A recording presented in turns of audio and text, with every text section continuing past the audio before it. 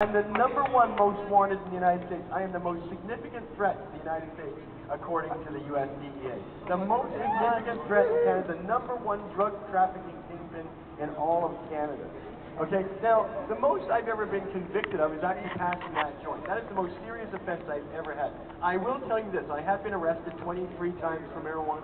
I've been jailed 17 times for marijuana. I've been jailed in 8 out of 10 provinces for marijuana. The only provinces I have not been jailed are Quebec and Prince Edward Island. But every other province I've been arrested and jailed for marijuana. I've been raided six times, and I've lost $1 million worth of my assets to the police in those raids. And the most serious things I've ever been convicted for are selling seeds, right? I got a $500 fine in 1998 for that.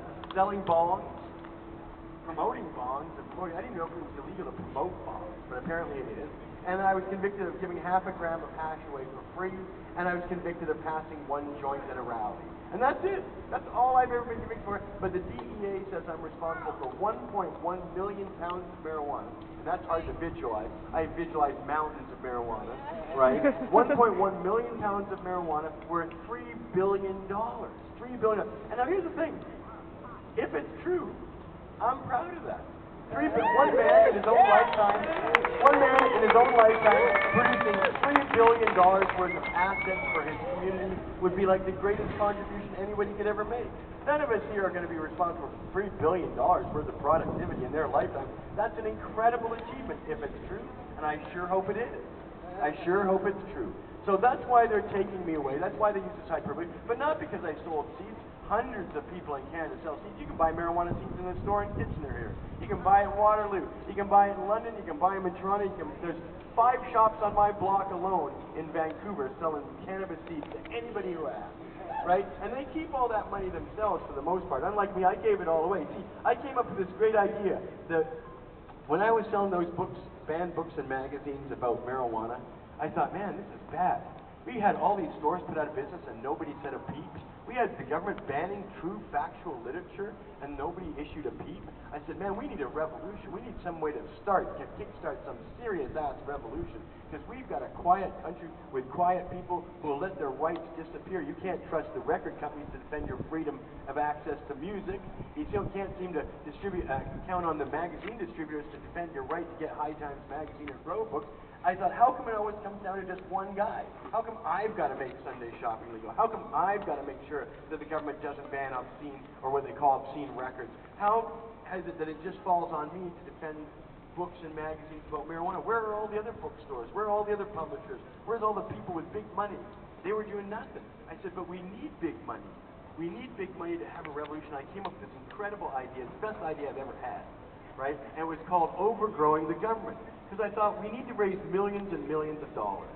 We need to organize a massive groundswell of support across North America. And what I thought we would do is that I would do something no one else had done, that my friend Ben Dronkers in Holland was doing, and he was selling lots and lots of seeds to people. And I was at a meeting at Cannabis Cup in 1994. Ben Dronkers got up at a table I was at, and he said, you know, we've sold 10 million seeds since I've been in business, and that produced millions and millions of plants through cuttings and various other things. He said, so, you know, I feel that my seed shop alone has contributed more to the wealth of the cannabis community and more to the liberation of the cannabis community than anything else going on in the world today. And I thought, that's so true, you are. So I said, I'm going to take that right back to Canada and do that immediately. And that's what I did. So I came back in 1994, I came up with my Overgrow the Government revolution, and I thought, what a great revolution this is going to be. Because it's all win-win. There's no violence, there's no sacrifices required of people to kill anybody, or to give blood, or to die, or to have to suffer. In fact, we're suffering right now. This revolution would be one led by a plant. What a perfect representation for a revolution, a plant that is the most useful plant on the whole earth. You can't find a plant that is anywhere near as useful as cannabis.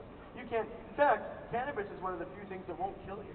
Everything that's legal is going to kill you. I'm going to explain to you how this is. I'm going to tell you about 4 things. After I tell you about my situation, which I'm about to wrap up now, I'm going to tell you that this prohibition we've got is the worst public policy we've ever had in this country.